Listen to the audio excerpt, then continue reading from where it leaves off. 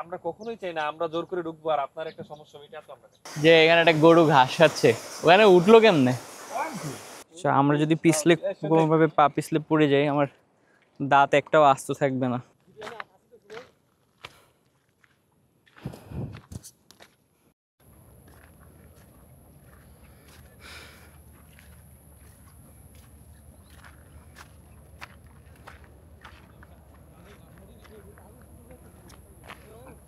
হেই, আমি শোভন, একজন দেউলিয়া অর্থনীতিবিদ। আমি চলছি সংস্কৃতি, প্রকৃতি এবং সভ্যতার ডাকে। আগামী 2 মাস আমি ঘুরে বেড়াবো দেশের নানা প্রান্তে, আর সেই প্রতিটি মুহূর্তের সারাংশ তুলে ধরবো এই ইউটিউব চ্যানেলে। 10,000 সাবস্ক্রাইবার, আমি হব একজন full time traveller. So subscribe. আমরা আজকে যাচ্ছি জাফলং এ, এবং জাফলং এ যাইতে যাইতে যে করে স্পোর্ট পড়বে সামনে আমরা ওইগুলো এক্সপ্লোর করব। And this is গনা be a tremendous tour I guess. তো আজকে আমরা কোনো টিপিক্যাল জাফলংয়ের যে রোডটা ওই রোডটা দিয়ে আমরা যাইতেছি না, কারণ হচ্ছে যে আমাদের সিএনজি মামা যেতে পারবে না, তার হয়তো কোনো লিমিটেশন আছে। ওইটার বদলে আমরা একটা নতুন রাস্তা দিয়ে যাচ্ছি, একটা গ্রামের ভিতর দিয়ে।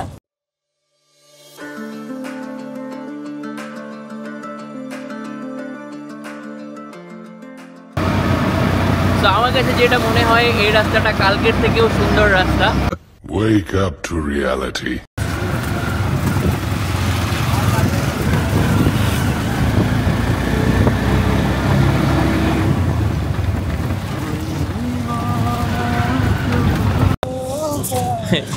Typical Bangladeshi road. एकदम इन्होंने वक्त बदल दिया, जज्बात बदल दिए, जिंदगी बदल दी। এটা একটা নতুন রাস্তা এবং একটা নতুন চা বাগান, যেটা আমরা সচরাচর দেখে থাকি না। মানে জাফলং যেতে হলে সচরাচর যেই রাস্তা দিয়ে আমরা যাই এটা ওই রাস্তা না। দ্যাটস ওয়াই এটা আমরা একটা নতুন চা বাগানও দেখতে পাচ্ছি এবং নতুন একটা রাস্তা।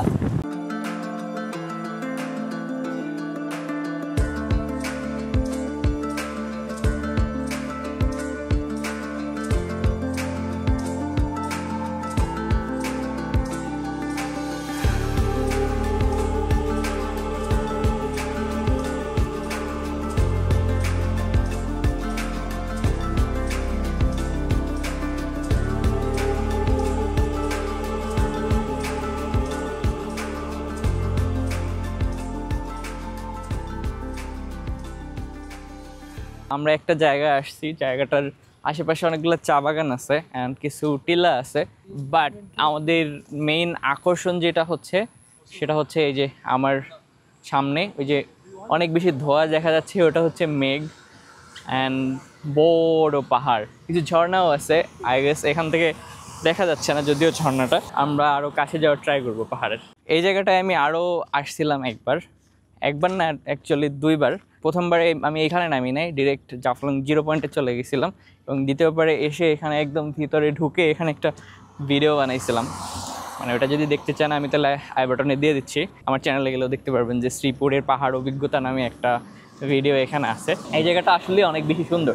মানে সিলেটে তো পাহাড় দেখা যায় না, মানে টিলা দেখা যায় ছোট ছোট, বাট এই জায়গাটা থেকে একটা পাহাড় দেখা যায় অনেক বড়, এবং পাহাড়ের ওইখানে কিছু বাড়িঘর আছে, এবং এই পাশেই বিজিবি ক্যাম্প থাকার কারণে পাহাড়ের একদম কাছে যাওয়া যায়। আমরা কখনোই চাই না আমরা জোর করে ঢুকবো আর আপনার একটা সমস্যা এটা তো আমরা দূর থেকে আসছি, এটা তো সুন্দর, আপনারাও জানেন, তবে এটা ব্যক্তিমালা।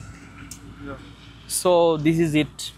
এই জায়গাটা আসলে অনেক গ্রিন এবং আমার মনে হচ্ছে দিস ইজ সাররিয়াল। ওনারা যেটা বলতেছিল যে এটা একটা প্রাইভেট প্রপার্টি এবং এখানে সবাইকে এখন আর ঢোকার অনুমতি দেওয়া হয় না, বাট আমরা একটু রিকোয়েস্ট করলাম যে আমরা এর আগে এখানে আসছিলাম, তখন এই জায়গাটার অনুমতি ছিল, বাট এখন আর ওই অনুমতিটা নাই। জায়গাটা সুন্দর দেখে আমরা একটু রিকোয়েস্ট করে হলেও ঢুকলাম। সো যেটা বলতেছিলাম যে মানে এই জায়গাটা আসলেই সাররিয়াল। আমি যদি দেখাই যে আমার পেছনে, মানে আমার ক্যামেরার পেছনে এই হচ্ছে ভাই, এখানে আমার আসলে অনেক বেশি স্মৃতি কাজ করে আমি যখন এখানে আসলাম। সো আমি একটু মনে হলো যে আমার মেমোরি ফিরে আসতেছে। So this is amazing.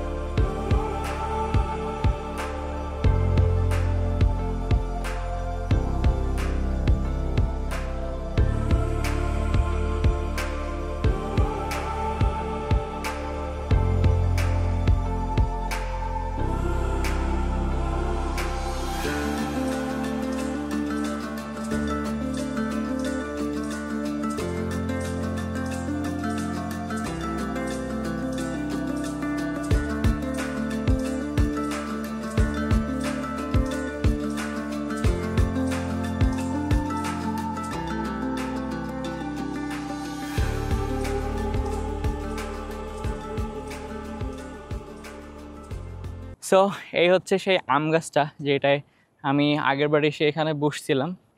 And ওই যে দূরে পাহাড় দেখা যাচ্ছে, অ্যান্ড ওইখানে একটা বিজিবি ক্যাম্পও আছে যেখানে আমি এর আগে গেছিলাম। যদি আমি দেখাই, ওই যে ছোট্ট একটা দেখা যাচ্ছে, ওটা হচ্ছে বিজিবি ক্যাম্প। মানে এটা একটা আন্ডাররেটেড জায়গা, এটায় সবাইকে ঢুকতেও দেয় না, মানে আগে ঢুকতে দিলেও মানুষজন খুব একটা ভিজিট করতো না। বাট এই জায়গাটা এতটা বেশি সুন্দর, শুধুমাত্র কাছে আসলেই সেটা অনুভব করা যায়। আমার চারপাশে প্রচুর সবুজ দেখতে পাচ্ছেন আই গেস আপনারা। উঁচু নিচু জায়গাটা এই জায়গাটার আকর্ষণ আরও বেশি বাড়াই দিয়ে গেছে। আমি জানি দূরে একটা বিএসএফ ক্যাম্প দেখা যাচ্ছে, আমি জানি না তারা দূর থেকে আমাকে গুলি করবে কি না। ওই যে দূরে আরও কিছু লোকজন দেখা যাচ্ছে, ওনারা মেবি ওই পাশ থেকে ঢুকছিল। অ্যান্ড এইখানে একটা বিস্তীর্ণ তৃণভূমি টাইপের আছে যেখানে মানুষজন তাদের গরু ছাগল চড়ায় দিছে। আমি যদি একটু জুম করে দেখাই, এই যে গরু ছাগল ঘাস খাচ্ছে। আর আমি ওই পর্যন্ত এখন নামবো না, কারণ হচ্ছে কাদা হয়ে গেছে আই গেস। অ্যান্ড দূরে একটা বিএসএফ ক্যাম্প আছে, আমি অত কাছে যাব না। প্রায় নিউজ পেপারে আমরা দেখি যে ইন্ডিয়ান বর্ডারে বিএসএফ কাউকে না কাউকে গুলি করে মেরে ফেলছে।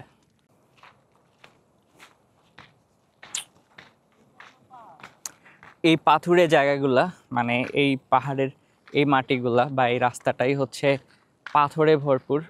অ্যান্ড এইখানে যদি আমি কোনোভাবে পিছলায় পড়ে যাই বা স্লিপ কেটে পড়ে যাই, তাহলে হচ্ছে আমার হাত পা ভাঙার সমূহ সম্ভাবনা আছে। এ হচ্ছে সেই আম গাছটা যেখানে বসে আগের বার আমরা রেস্ট নিয়েছিলাম। আমাকে একটু তুলে দেবা?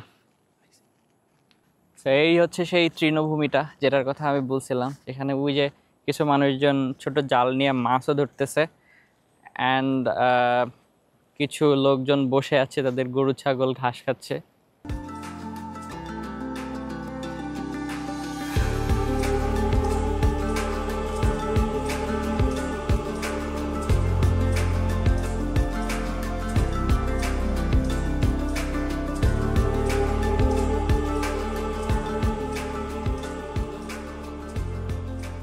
এই জায়গাটায় আগের বার আসছিলাম তখন একদম শুকনা ছিল, কোনো ঝর্ণা ছিল না। বাট এই পাশে এখন একটা ঝর্ণা দেখা যাচ্ছে, ওই ঝর্ণাটা আমি এখন দেখাবো। অ্যাজ ইউ ক্যান সি পাথরগুলা খুবই পিচ্ছিল হয়ে আছে। আমরা যদি পিছলে কোনোভাবে পা পিছলে পড়ে যাই, আমার দাঁত একটাও আস্ত থাকবে না। খুবই সাবধানে আমাদেরকে নামতে হবে। অ্যান্ড এইটাও মেবি কোনো ঝর্ণা টাইপেরই ছিল, দ্যাটস ওয়াই এরকমই দেখাচ্ছে।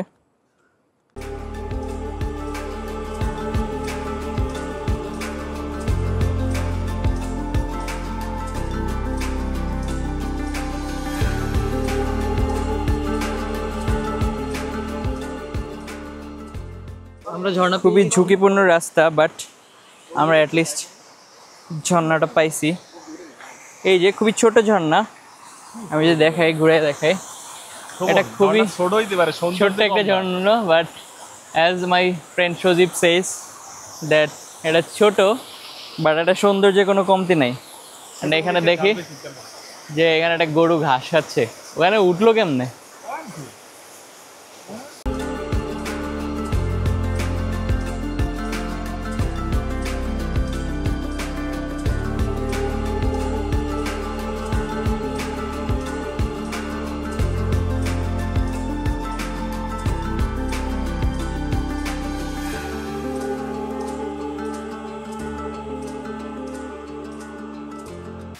এখন যেমনি কষ্ট করে নামছিলাম অমনি আবার কষ্ট করে উঠতে হবে, বাট সাবধানে থাকতে হবে যাতে জোকে না ধরে। আগেরবার শুধু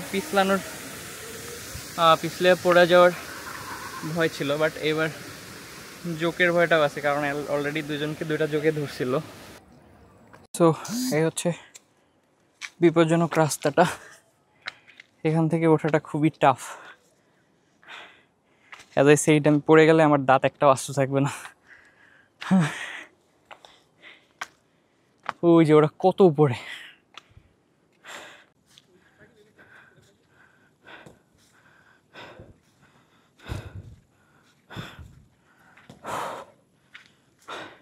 সো অ্যাট লাস্ট ওই জায়গা থেকে উঠতে পারছি, অ্যান্ড বেশ কষ্ট হয়ে গেছে। সো এই জায়গাটা থেকে এখন বের হচ্ছি, অ্যান্ড আমাদের নেক্সট টার্গেট হচ্ছে জাফলং 0 পয়েন্টে যাব। ওইখানে কিছুক্ষণ থেকে পানিতে নেমে ছবি টবি তুলে দেন আমরা সিএনজিতে করে গাড়িতে করে সিলেটে চলে যাব। That's it. আমরা আজকে লাঞ্চটাও জাফলং 0 পয়েন্টে করব।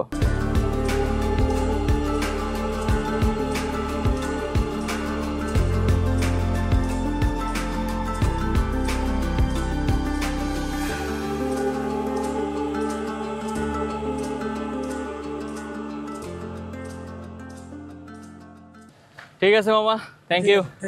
কিছু বলবেন? বলার কিছু নেই, দূর থেকে আসছেন আপনারা, দেখছেন, সৌন্দর্যটা উপভোগ করছেন, এটাই আমার ধন্যবাদ। ওকে মামা, thank you. Thank you, thank you.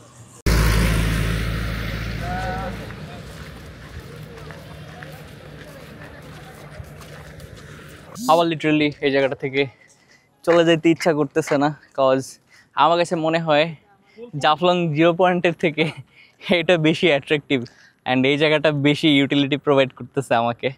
So আমার আসলে এখান থেকে যাইতে ইচ্ছা করতেছে না, বাট আসি যখন, লেটস গো, আমি যাব।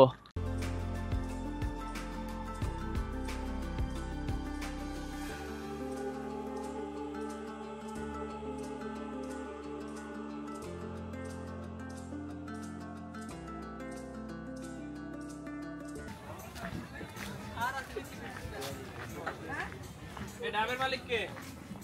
আপনি?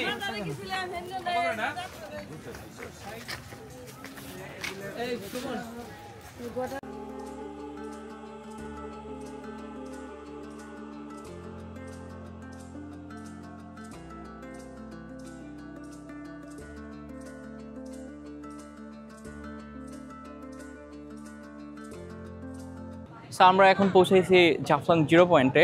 এখান থেকে সিঁড়ি বেয়ে আমরা পাহাড় থেকে নিচে নামলাম।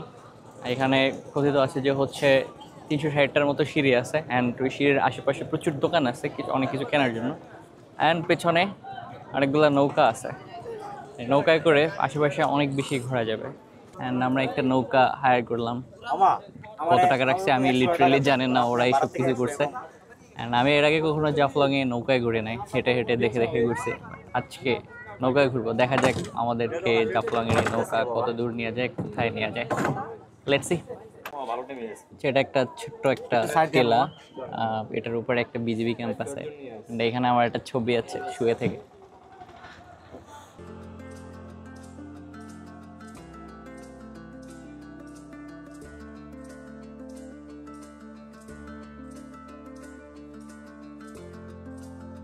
এই পুরার মূল আকর্ষণ যেটা পাহাড়গুলা এবং পাথরগুলা, এই জিনিসগুলো মানে ইন্ডিয়ার ভিতরে, মানে আমাদের ভিতরে আসলে খুব বেশি বলতে কিছু নাই। পানিটা অনেক বেশি স্বচ্ছ অ্যান্ড পানির উপর থেকে আমি নিচে পাথরগুলা দেখতে পাচ্ছি। ওই যে পিছনে একটা পাহাড় দেখা যাচ্ছে এবং পাহাড়ের উপরে একটা আলিশান বাড়ি আছে। আমার ইচ্ছা আমি কোনো একদিন ওই বাড়ির বেলকনিতে বসে বা ওইরকম একটা বাড়ির বেলকনিতে বসে আমি একটা কফি খাবো। শুকনার সময় যেটা হয়, মানে যখন বর্ষা থাকে না, তখন এখানে প্রচুর পাথর দেখা যায় এবং পাথরের ভিতরে হেঁটে হেঁটে একদম ওই পাহাড়ের কাছে যাওয়া লাগে। বাট এখন যেটা হচ্ছে, আমার এখানে প্রচুর পানি হয়েছে, পানি জমছে অ্যান্ড আমরা নৌকায় করে যাচ্ছি। এটা হচ্ছে অন্য লেভেলের আরেকটা ফিলিং। অ্যান্ড এই ব্রিজটা হচ্ছে জাফলংয়ের মূল আকর্ষণ। এখানে এসে এই ঝুলন্ত ব্রিজটা সবাই দেখে। আমার ক্যামেরাটা খুব বেশি জুম করা যাচ্ছে না, বাট এখান থেকে আই গেস 10 কিলোমিটার দূরে এটা আরও 3-4 কিলোমিটার লম্বা একটা পাহাড়ের উপরে একটা ঝর্ণা পড়তেছে। তো পিয়াই নদী একদম শান্ত একটা নদী, বাট এই পানিগুলা হচ্ছে, এই পিয়াই নদীর যে পানিটা আসে এটা হচ্ছে হিমালয় থেকে ওই বরফ গলা পানিটা ঠান্ডা হয়ে আস্তে আস্তে আসে। অ্যান্ড এখন যেহেতু বর্ষা, বৃষ্টির পানি এটার সাথে মিক্স হয়েছে, যার কারণে এখানে মানে এখন ওই পানির ওই লেভেলের স্বচ্ছতাটা নাই। বাট এখানের যে মূল আকর্ষণটা জাফলংয়ের, এখানে একটা পাথর আছে অ্যান্ড ওই যে আপনার ব্রিজটা, জাফলংয়ের সেই ব্রিজটা, এইগুলাই হচ্ছে মূল আকর্ষণ এখানে। আমার সামনে এখন হচ্ছে আমাদের বাংলাদেশের বিজিবি ক্যাম্প, ওই যে দূরে দেখা যাচ্ছে। এইদিকে হচ্ছে হয়তো গ্রামের আদিবাসী আছে কিছু, বা হচ্ছে গ্রামের লোকজনের এখানে একটা গ্রাম আছে। আর এইগুলো হচ্ছে ইন্ডিয়াতে, ওই দূরে ওদেরও কিছু বাড়িঘর আছে। আমরা যতটা ভাবছিলাম যে অনেক বেশি পাথর তুলে ফেলছে জাফলং থেকে তুলছে পাথর, বাট অতটা বেশি না। জাফলংয়ের থেকে, সাদা পাথর থেকে অনেক বেশি পাথর তোলা হয়েছে। বাট জাফলংয়ে আই গেস ওকে, যেমনটা ছিল তেমনটাই আছে, আমার সেটাই মনে হয়। তো আমরা এখন এখানে যে মায়াবী ঝর্ণাটা আছে ওটা দেখতে যাব, এর জন্য নৌকায় করে এখানে আসলাম। অ্যান্ড এই জায়গাটা আমার কাছে নতুন লাগতেছে, কারণ হচ্ছে এর আগে আমি এখানে আসি নাই।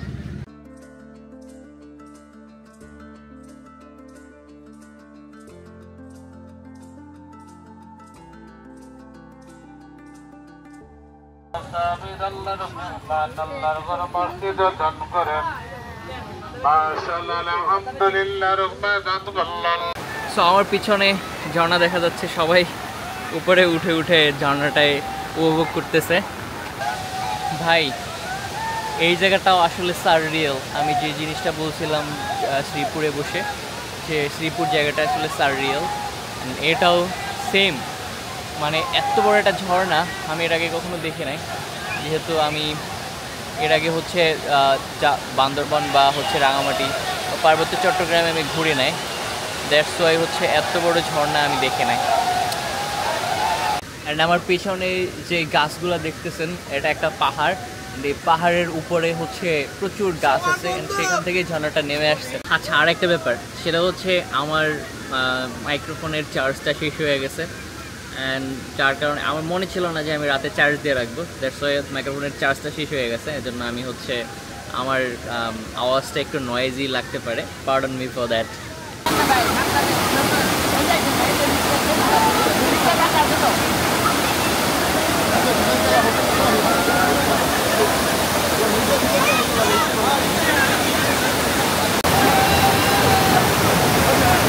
সো এই ছিল আমাদের আজকের আইটিনারি, অ্যান্ড আমরা আজকে এখান থেকেই শেষ করছি।